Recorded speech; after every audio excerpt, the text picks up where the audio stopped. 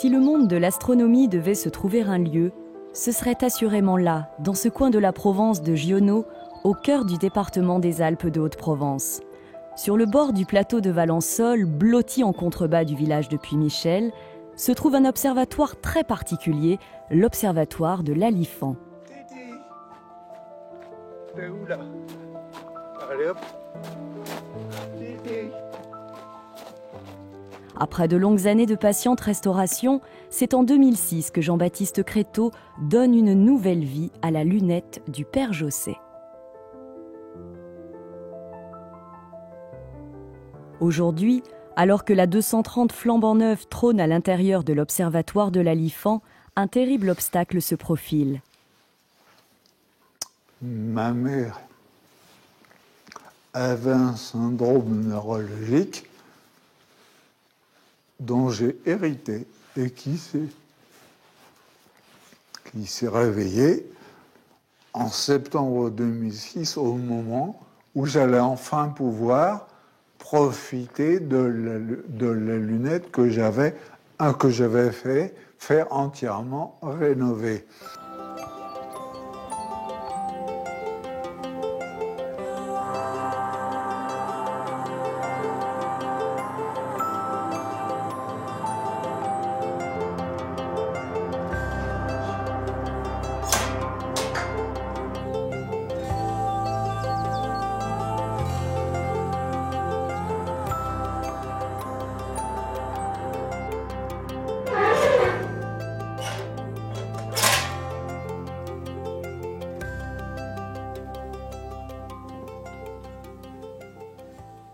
J'avais une association et cette association a été transformée par une ou deux personnes et mon association, compte tenu du fait que j'étais handicapé et que c'était à but non lucratif, j'ai pu solliciter une subvention importante qui prévoyait l'emploi d'un animateur pour me remplacer.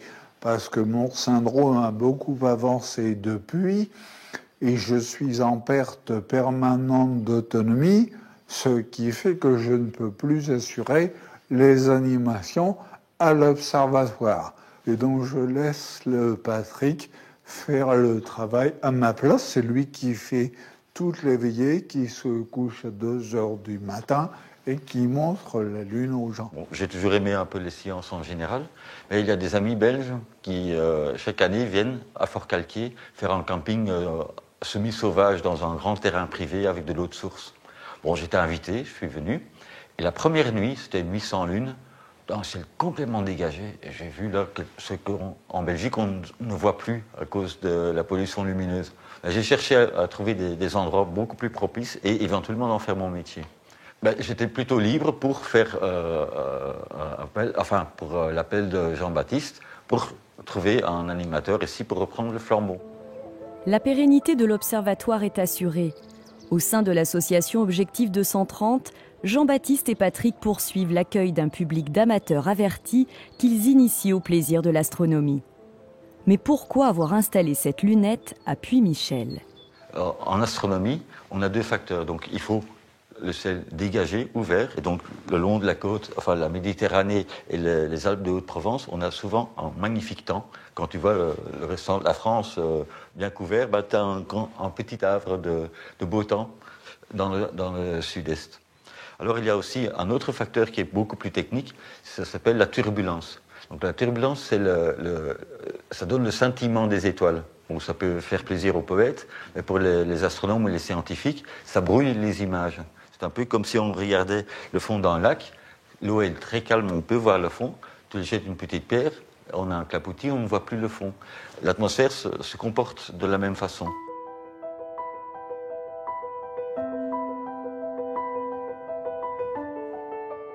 C'est en 1929 qu'un milliardaire anglais qui était en villégiature à Nice a décidé de quitter la Riviera pour venir s'installer dans les collines provençales, près de Fort-Calquier et de Digne, à quelques kilomètres d'ici.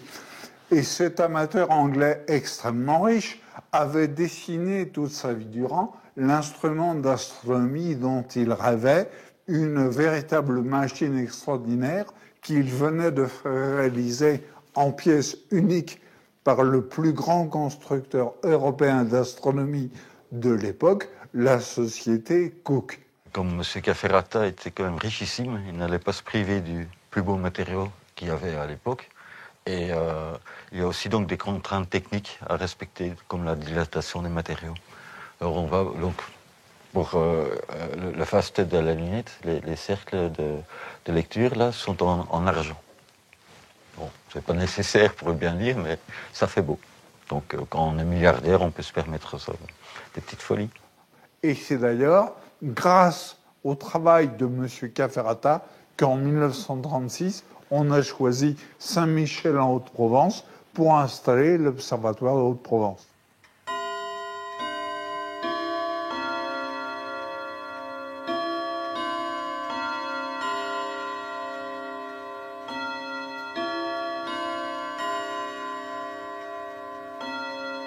Malheureusement, M. Cafferata décède et sa lunette sombre dans l'oubli. Et finalement, un jour, à Manosque, s'est arrêté dans un magasin d'astronomie un curé. Et le père Joseph, puisque c'était comme ça qu'il s'appelait, il était donc aumônier du Carmel à Évreux, le père Joseph s'est fait un petit peu forcer la main et il s'est retrouvé en 5 minutes propriétaire d'un engin totalement irréel, la lunette de M. Cafferata. Alors, comme le père Josset était aumônier en Normandie, la lunette a été montée et le père Josset, avec cette lunette, a fait des photos du soleil absolument magnifiques. Je ne comprends toujours pas comment il a pu, avec les moyens du bord, faire des photos aussi exceptionnelles. Nous, maintenant, actuellement, on a des caméras, on travaille avec des ordinateurs. Et quand même, pour arriver à ce qu'il a fait en argentique, moi, je ne comprends pas.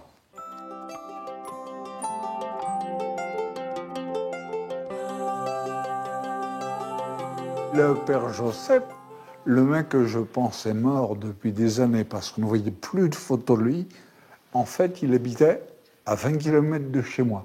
Alors, l'automne 85, j'ai passé tous mes dimanches après-midi au Carmel d'Éreux à démonter cette énorme tarouille.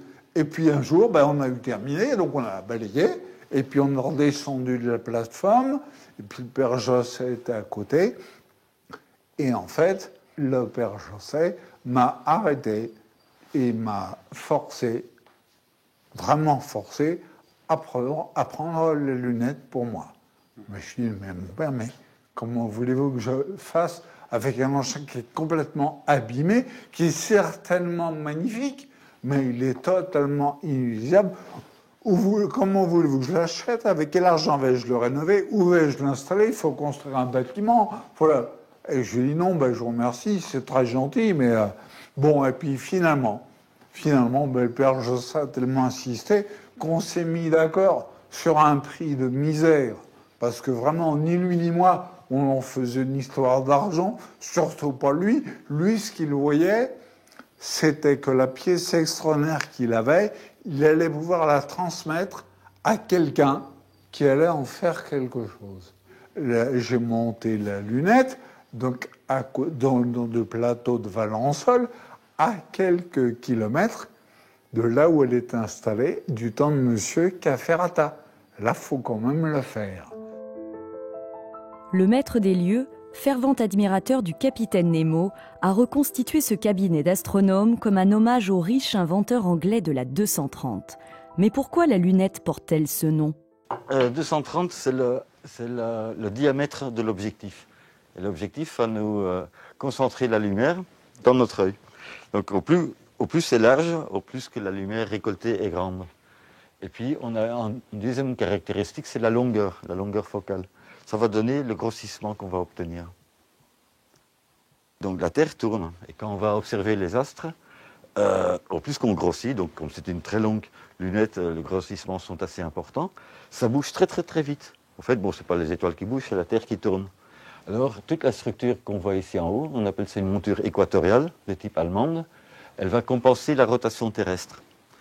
et une rotation, disons, 1 sur 24 heures. Et c'est comme une horloge qui va entraîner un moteur qui fait tourner la monture pour suivre les astres au même rythme que la Terre tourne.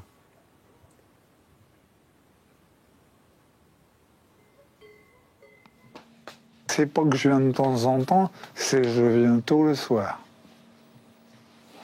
Et que je sois seul ou accompagné n'a aucune espèce d'importance.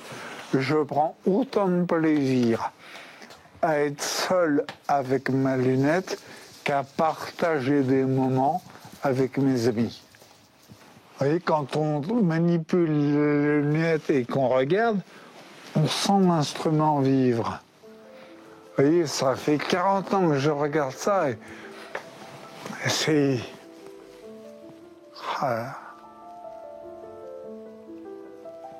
c'est saisissant.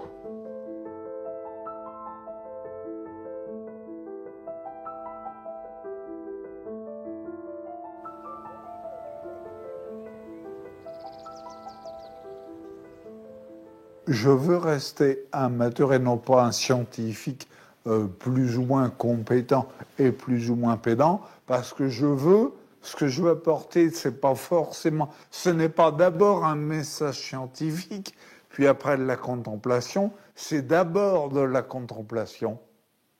Et une fois que la personne qui regarde le ciel avec moi contemple, c'est à elle de choisir la voie éventuellement scientifique pour accomplir sa passion. Ce n'est pas ma démarche. On prend vraiment plaisir à l'observation visuelle et avec le meilleur capteur qui existe dans l'univers, à ma connaissance, ce sont nos yeux.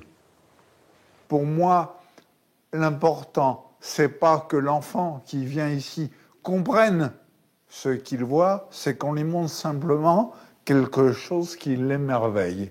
Et puis après, à lui d'avoir la démarche d'aller s'enquérir, d'aller acquérir des connaissances en consultant des ouvrages, en allant à l'école ou sur Internet, à lui de s'approfondir. Mais ici, je tiens absolument à ce que ça soit un lieu d'observation du ciel. Alors, pour trouver un objet dans le ciel, on peut y aller, les objets les plus visibles, on peut les voir directement aux chercheurs. On vise, tout simplement. Donc ici, j'ai au bout des doigts plusieurs centaines de kilos. Ça se bouge sans problème. Et ici, c'est comme une petite lunette. Ça grossit beaucoup moins et ça nous permet d'aller chercher les objets. Donc je vise un peu comme un fusil le long. Puis j'affine au chercheur. Je bloque, hop, et ça y est, et on ne touche plus. D'autres sont beaucoup plus difficiles à trouver. Alors on va commencer sur une étoile bien connue, bien visible. Et à partir de là, on va faire un cheminement d'étoile en étoile jusqu'à ce qu'on arrive sur notre cible. Et ça se fait aux chercheurs. On a aussi une autre technique qui utilise les coordonnées célestes. Donc 23h, 22h, 21h. Et ceux-là sont reportés sur la monture. Donc on a les cercles en argent, magnifiquement graffés avec un vernier. Ça donne une très grande précision pour aller pointer. Uniquement avec les coordonnées qu'on trouve sur la carte, on les reporte sur la monture. L'Alifant est le seul observatoire de la région qui ne possède pas de coupole. La grande et belle idée de son concepteur est d'ouvrir toute la surface du toit. Ce faisant, il offre à tous les visiteurs la découverte de l'ensemble de la voûte céleste, contrairement aux coupoles traditionnelles qui ne proposent qu'une étroite fenêtre.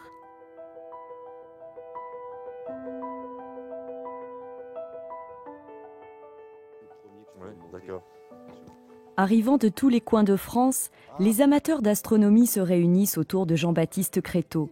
Aujourd'hui, pour lui, le rêve d'étoiles prend corps. Emplis de cette envie d'éblouissement, tous ces amateurs viennent échanger leur désir de connaissance et partager leur passion. Yes. Maintenant, mon but, c'est d'utiliser cette base pour permettre à des personnes en chaise roulante, par exemple, et en toute autonomie, de pouvoir faire l'astronomie avec la facilité d'avoir un suivi. Ensemble, ils attendent la nuit, le moment du départ pour un grand voyage. Un voyage immobile où, levant la tête, ils vont partir en balade dans les étoiles. Mars, bon c'est vrai c'est pas gros Mars, mais là où j'ai été admiratif c'est que j'ai vu une calotte polaire qui était bien orientée et qui était bien blanche, pourtant c'est pas gros Mars. Ah, je vois ça, mais faut le voir, faut y être quoi. Ça me questionne sur la création, mais je pense comme tout le monde, à partir du moment où, voilà, où on regarde et puis qu'on se dit qu'on n'est vraiment rien par rapport à ça. Et puis voilà, ça me fait rêver, parce que c'est un monde superbe. Et ça me fait aimer de beaux textes, ça me fait relire Le Petit Prince régulièrement. L'homme est allé pratiquement partout, sauf là-haut. Donc là-haut, quand on regarde, on est peinard, à part la Lune, il n'y a pas l'intervention de la main de l'homme. Et quand il est là-bas, il n'a pas fait trop de dégâts. Quoiqu'il a petit peu transformé l'univers proche en poubelle, mais disons que c'est assez peu de choses. Pour moi, c'est un extraterrestre. Un jour, il est venu sur Terre, il ne savait pas trop où s'implanter, il s'est cherché à trouver un endroit où il n'était pas trop mal. Alors il a trouvé ici un endroit où, visiblement, on l'a bien accueilli. Et puis comme il avait un peu la nostalgie du pays, il s'est installé une lunette pour regarder chez lui. Moi, c'est un peu ça l'image que j'ai de Jean-Baptiste. C'est un peu un E.T. qui est venu dans le 04. Alors l'inscription qui est sur le pied de la lunette, c'est une citation latine ad astra per aspera, qui veut signifier vers les astres de plus en plus de difficultés. Ce qui veut dire dans la vie de tous les jours que si vous voulez être le meilleur, le chemin est difficile. Ouais, ils ont mis un système aussi là, je sais pas. Le fait qu'on soit dans ce réseau-là la nuit, c'est aussi quelque chose de très intime, qui fait que les relations avec les gens ne sont pas les mêmes. On n'a plus de lumière puisqu'on faut pas allumer, donc on a des petites lampes rouges s'il faut avoir un petit peu de lumière. Donc c'est très doux, Oui, c'est un monde vraiment à part, c'est une bulle quoi.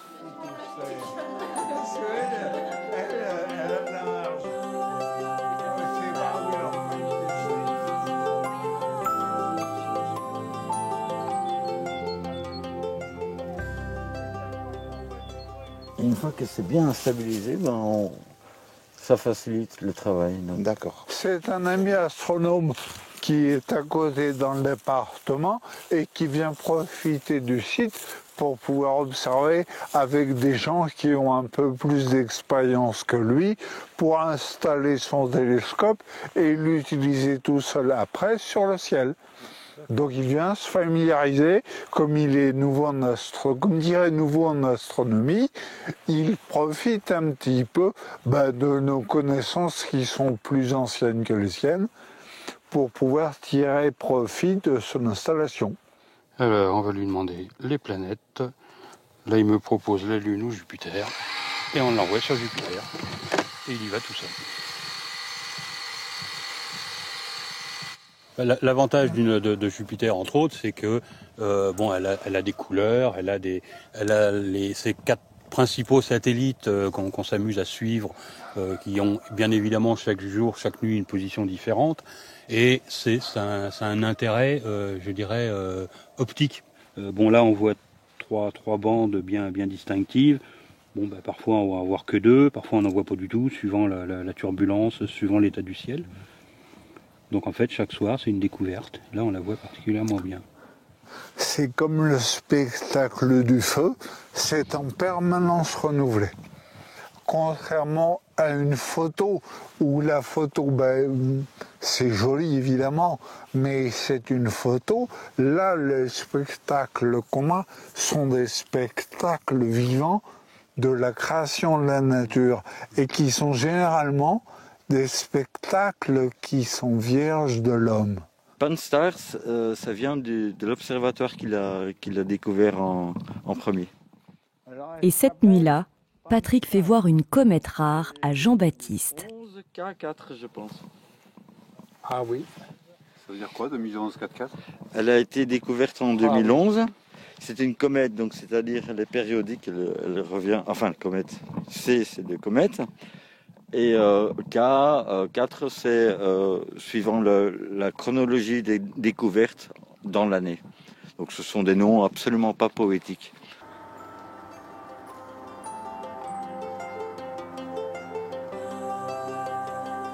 Et donc la contemplation béate des planètes ou des étoiles, c'est dans cet univers-là que personnellement ça me plonge, et je crois que ça plonge tous les amateurs d'astronomie, parce que c'est vraiment quelque chose d'absolument magnifique. Ad astra per aspera, ces citations latines, elle va très bien à la vie que j'ai avec la maladie, elle va très bien avec la difficulté que j'ai pour remonter cette lunette, donc je vais la prendre pour moi.